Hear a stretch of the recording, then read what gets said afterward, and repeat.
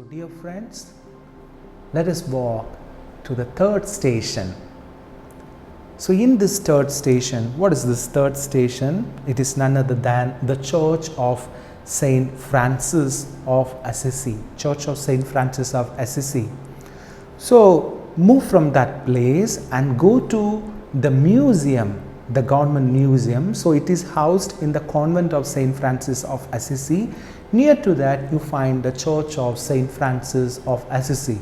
So Saint Francis Xavier in his letters mentions about this great house of the Franciscans in the city of Goa. He is mentioning about that one thing. Another thing, have you noticed Saint Francis Xavier's name, Francis, it's named after Francis of Assisi. See, the name is there, Francis of Assisi, who is a great Franciscan saint, the father of the Franciscans. And third thing, in the book of Niccolo di Fonseca, he mentions that it was the old gate, it was that great gate through which great personalities such as Saint Francis Xavier had entered. So the Church of Saint Francis of Assisi, closely attached to the museum, you can see that.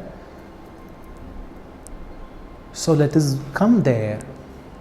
Silently in your hearts, let us remember that you are about to pass through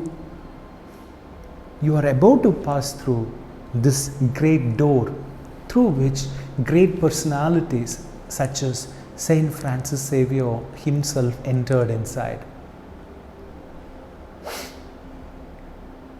At this junction, let us think whether we are walking in the path of great men like saints, or we are walking in the path of the world. There are many great people recognized as great people by the world. They could have been rich people, they could have lot of talents, great actors, many etc., etc., etc. But the things of the world are not the things of God. God sees your heart, not the other things. How much your actions are impelled through the love of God, that is the Spirit of love, the Holy Spirit. Let us ask this question as we are entering this Church of Saint Francis of Assisi, dedicated to Holy Spirit, through which Saint Francis Xavier himself entered.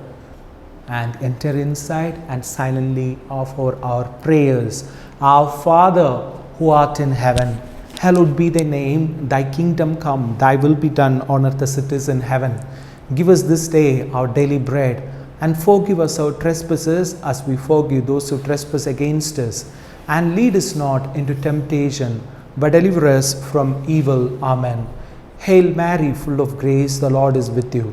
Blessed are you amongst women, and blessed is the fruit of your womb, Jesus.